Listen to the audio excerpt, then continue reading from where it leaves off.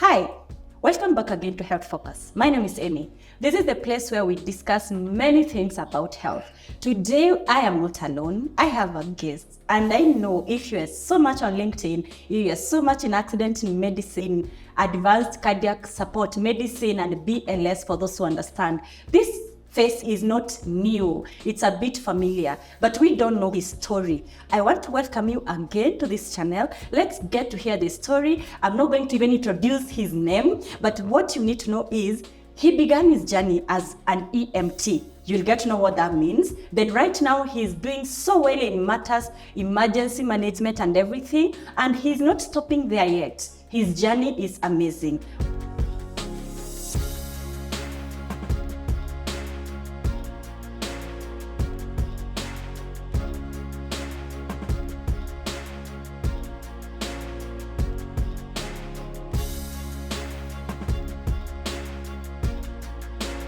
Welcome to this platform. Thank you. Can you introduce yourself to the viewers? Right, thank you, Amy. My name is William Kimanzi. By profession, I'm an emergency medical technician.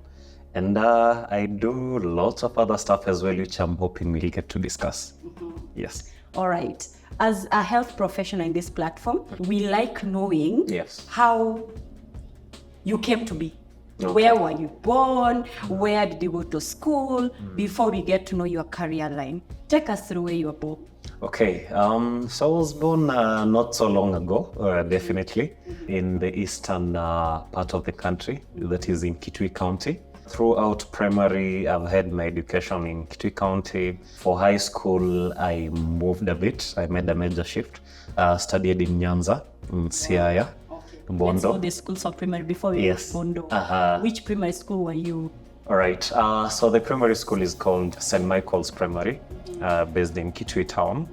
That By was then, did you know what you want to do, or you were just going to school, just the way every child goes to school? Honestly, no. I was just going to school because I had to go to school. So I didn't really have an idea as to what exactly I wanted to do at that point. Yes. Then you pass your exam, you find yourself in unfamiliar territory. Yes, pass my exams, find myself 400 kilometers from home. So I was lucky enough to study at the Maranda High School, that is in Bondo, Siaya. And that's why I spent my 4 years of high school, completed my 4 years, then now came back to Nairobi. Please tell us about life in Maranda, because so many people desire or imagine how Maranda is. Tell us your life in Maranda and if it shaped your career. Yes, it did shape my career. By the time I was joining the school, it had just moved from being a provincial school to a national school, which was kind of delayed, but we appreciated it anyway. We had very challenging groups ahead of us because it was a highly performing school. So there was, of course, the pressure to keep on performing. And the experience was overall good because we got a very good, well, I wouldn't say it was a soft landing to pre-adulthood, but it was really an experience that I would go through again, given what I was able to achieve from that institution. Wow. Yes. By the time you were in high school, did you know what you wanted to be? Yes, I did. By the time I was in Form 3, I'd already set my mind on becoming a lawyer. Why?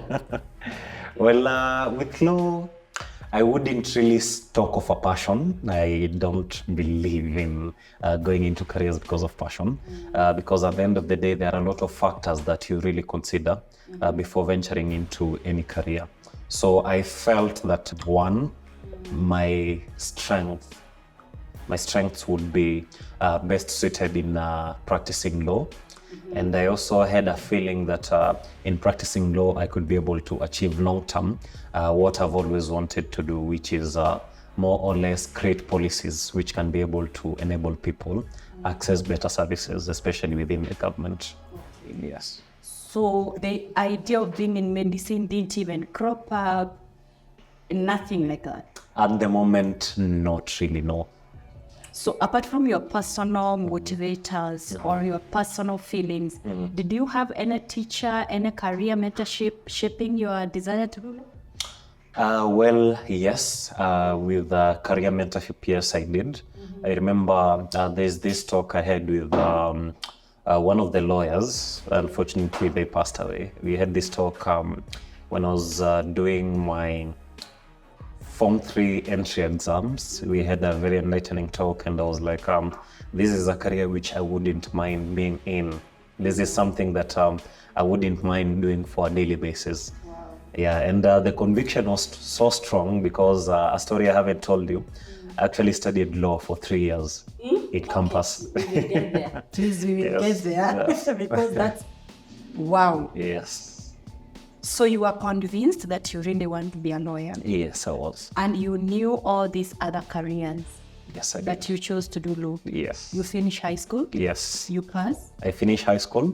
I passed. I do the university application. I got my placement at JKUAT Law School, which is based in Karen. Yes, and that was where my campus journey started initially. Very happy. Yes, I was very happy. Which year This is was what I wanted. This is not so long ago. This is in 2017. Wow. Yes. You joined JKUAT? I joined JKUAT, did my first year, went well, did my second year. But during my second year, I started venturing into something different. I started developing an interest in not just emergency medicine, but in teaching first aid to the lay people, to the people who've not had access to formal first aid trainings. I got intrigued looking at the statistics of the road traffic accidents, cases in which a lot could have been done, but people did not know what to do, cases of sudden cardiac arrest, stroke, and the rest. So wait a minute. You've just joined law. yes. I think it's an 18-year-old or 19 in law school. Yep. You are getting data of the statistics of emergencies in Yes. Kenya. Yes. Who has trained you to start training people? Or when did you train to be a trainer?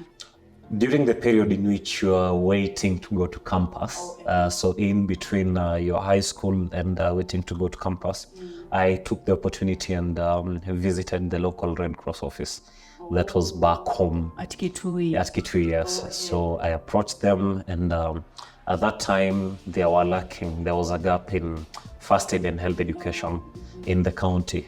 So we worked with them for almost a year. I was volunteering there for almost a year on a daily basis before joining in September. Then actually just a month to September, that is in August, an opportunity arose whereby they were sponsoring individuals who are interested in learning more on first aid and becoming trainers in first aid. Yeah, so we were invited by the Red Cross headquarters, came to Nairobi.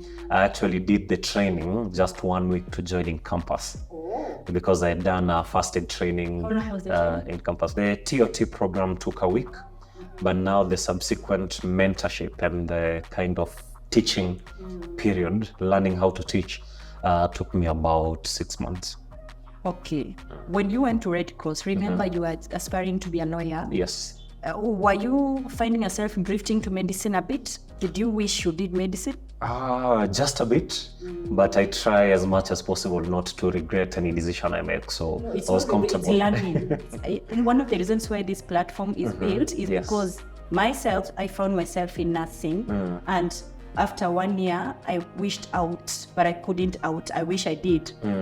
So that I do what I loved most, which is media. Yeah. So over time, I have found myself having the two lovers together, that is medicine and media. Yep. So I ask that in regard to when you're finding yourself in first aid, you're feeling like, oh, I think this is a lovely thing to do.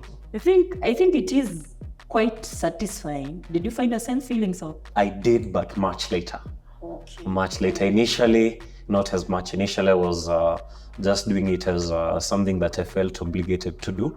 but I wasn't planning on using that as as a full-time occupation until much later. Yes. So you finish your Red Cross, Yes. still you are part of course, you don't exit emergency management, you join campus and you're doing Yes. still enjoying law classes Still as enjoying. much as emergency Yes. platforms. Yeah, take us through how you find yourself now training people. So I've already joined campus. I've done my first semester. Law is amazing. Grades are okay. Grades are actually good. Then we go for holiday. And then during the April holiday, there was actually an incident which happened. There was one of the rivers which broke its banks and the bridge was swept away. And being a volunteer where I was back in Kitui, we were activated for that emergency response because what had happened is a river had flooded, or there was a bit of flooding, the bridge had been swept off, and there was a car which had 4 occupants who had been swept off. So we were doing a retrieval mission. Yeah, so while doing that, I was like, okay, I feel this would be much more impactful than being a lawyer. So I was still a bit conflicted. I talked to a few people about it. Remember, this is still first year. I decided, okay, let me test the waters. Let me keep on pushing. So I completed my first year, completed my second year. Now, by the time I'm completing my first year, I'd already been fully certified as an instructor. Because on days when I didn't have classes, law classes, I took the opportunity to go for those first aid mentorship sessions. So within 6 months, I was able to complete certified as a full instructor. And the Red Cross Training Institute was actually gracious enough and trusting enough to give me classes on my first month after completion of the mentorship program. Yes, to train. Wow. Yes, so feedback was okay. And that's where the journey started, the training journey started. Wow. Yes. So you were training, you were in class. Yes. How was that possible? Very tricky. Very tricky, because I felt like, actually at some point I felt like I was kind of living a double life, because these are 2 different paths. One is in the legal sector, the other is in the medical sector. I mean, this is things which are totally different. And I always had the fear that it will get to a point whereby one of these paths will no longer be feasible. Yes. Yes. Yep. So in third year, you sat down and just decided to get out of school? So in my that year, first semester, I completed my first semester. And when I tell my story, there are a lot of people who understandably get pissed off because they're like, you're just so close, so close. Yeah, but I had to do it. And I am happy that I finally got to be happy with the decision I made. Yeah, because I weighed the options. So what made you decide to leave it at the final year almost? Okay. What made you decide to say, let me not push myself further? Lots of factors. I figured that one, I do not really have a strong basis as to why I'd want to be a lawyer. Or right? Change the policy. Yes. I realized that there's a way that I can be able to make much more impact and still be able to achieve what I initially wanted to achieve, but in a different career. Yeah, that was in 2019. I went and registered, signed up for an EMT course, emergency medical technician course. Yeah, really now? Yes, while still in school. No. This time it wasn't with Red Cross. It was under the Kenya Council of Emergency Medical Technicians. Yes, so signed up, then decided to call it quits with law at that point. What made you not say, let me sign up for medicine, let me sign up for nursing? Okay. What made you... Lots of factors, majorly time. Time is what made me not to go into full-scale medicine or full-scale pharmacy. Actually, I was angling pharmacy a lot, but I decided not to. The grades allowed, the initial grades allowed, but I decided not to switch from one major career into another because of the time duration. So the vision was, yes, I know this is where I want to be in the next 10, 15 years, but in the time being, what can I do? How can I keep myself busy as I try to chase something else much bigger? So that's why I got into emergency medicine as an EMT. Hey, now let's go, because these careers sometimes are for our parents. Yes. I usually feel like our first careers are not ours. True. They belong to our parents. True. How did your parents react? Well, I remember it was a big discussion. Definitely, it was a big discussion because I've been doing this for 3 years. So it's difficult for them to understand why the sudden change of mind shift. You just have 1 year. Yes, I just had 1 year to go. But I believe it made a lot of sense. And till date, I've never understood why my parents were so open to the idea. I've never really known. Oh, they were? They were actually open to the idea. They were open to the idea because After paying fee for 3 years. Unfortunately, yes. They were still open to the idea. You have the best parents ever. I do. Of course, there was some resistance at first, but we had a sit down with them, weighed options, because you see, for them, they are conversant with the current trends. They know what's working out in the modern world, what is not. So they were really, really supportive. And I believe this could also be due to the fact that the career that I was now getting into was more in line with what they would initially have wanted me to do. Oh, they to some extent. Medicine somehow. Not really, but my dad is a teacher. My dad has been a teacher for the longest time, and my mom is a nurse. So I was kind of merging their 2 careers. So now I am getting into teaching medical courses, or teaching short medical courses and medical content to the lay public. So it's kind of, I've combined both careers. I've combined teaching and nursing. So I brought them on board and made something out of it. So you quit law school? Did you quit or you deferred?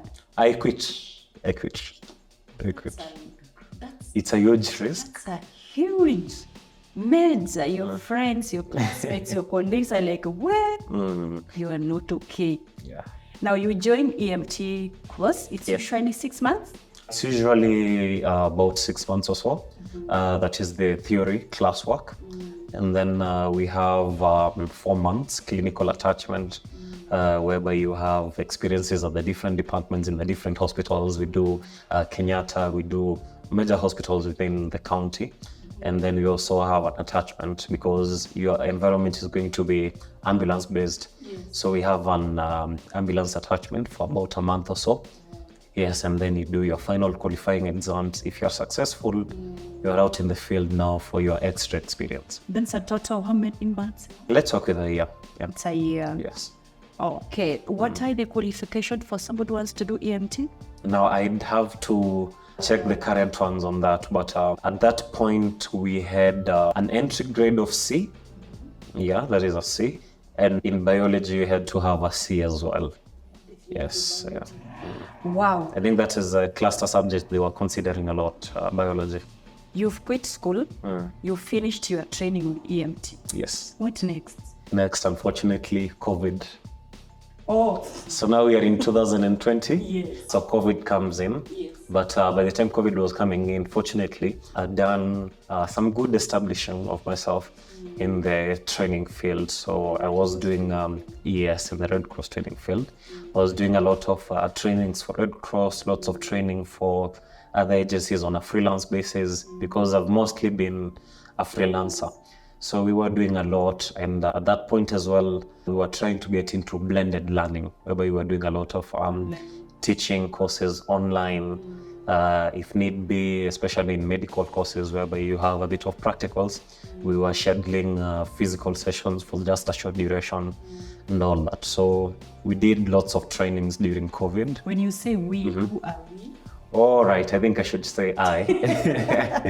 I always have an issue with taking credit for things I do. Yes, so I talk about we all the time. So it is purely you. Yes, it's purely me. Organizing and doing trainings to various entities that will require that emergency training. Yes, but now what I was doing is I was working under different companies. So for example, if the Kenya Red Cross has negotiated a training to conduct a training to a client, then they would engage me on a freelance basis so that I would go facilitate this training to the client under Red Cross. Oh, yes. So majorly like 50% Red Cross? Yes, freelancing. So, yes.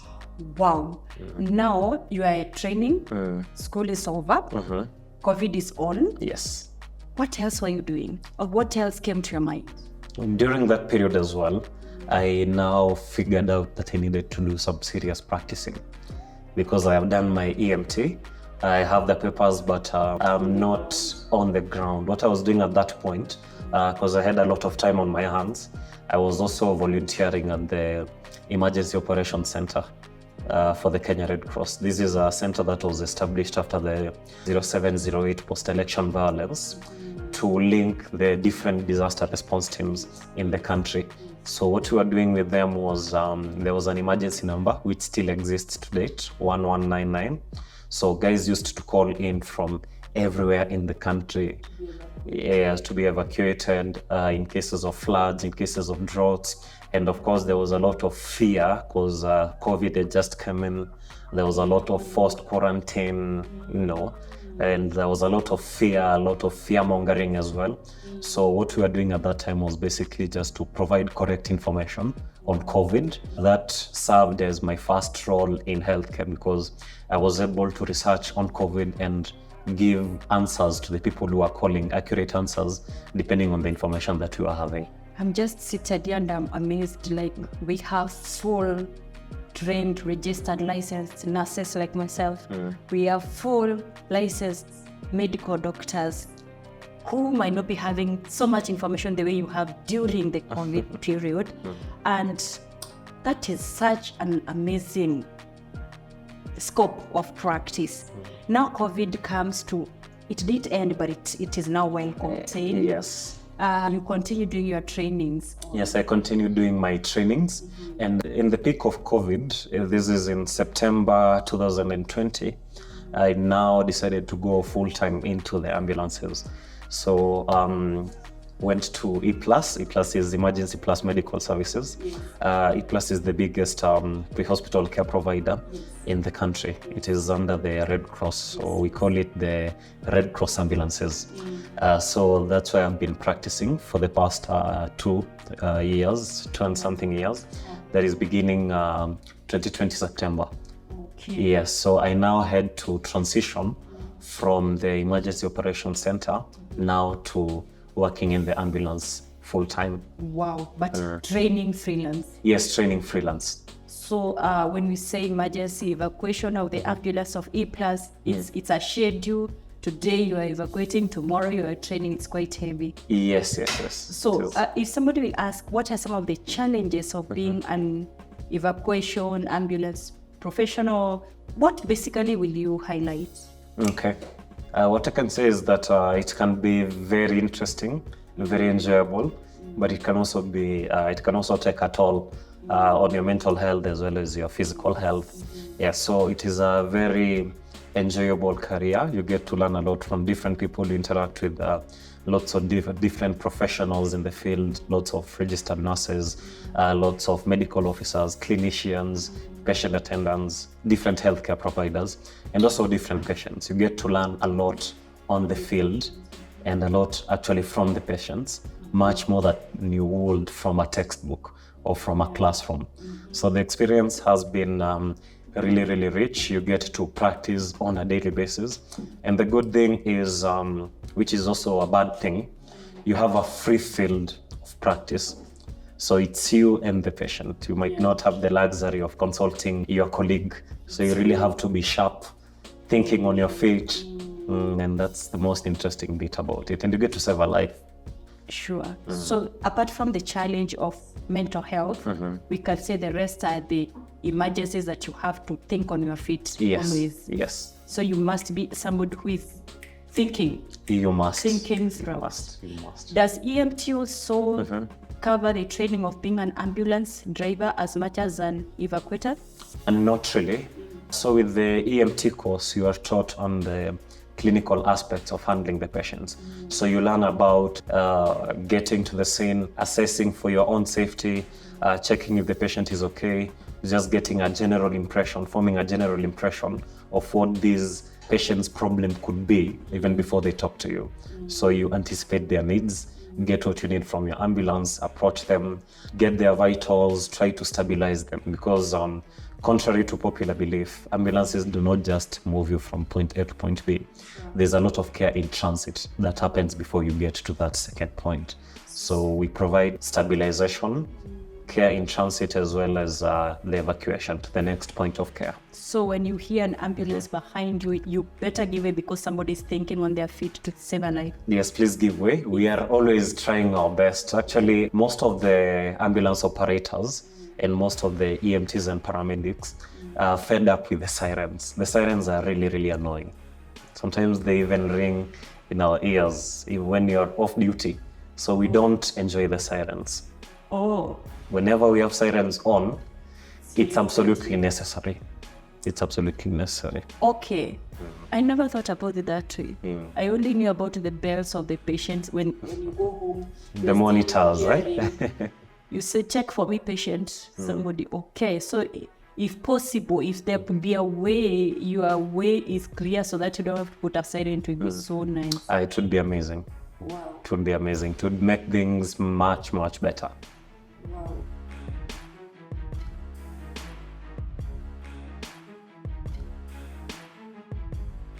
The beauty is, one, you're able to connect. Because, for example, if you talk about anatomy, at EMT level, you are beginning with the body as is. But at nursing level, you are beginning from the cell.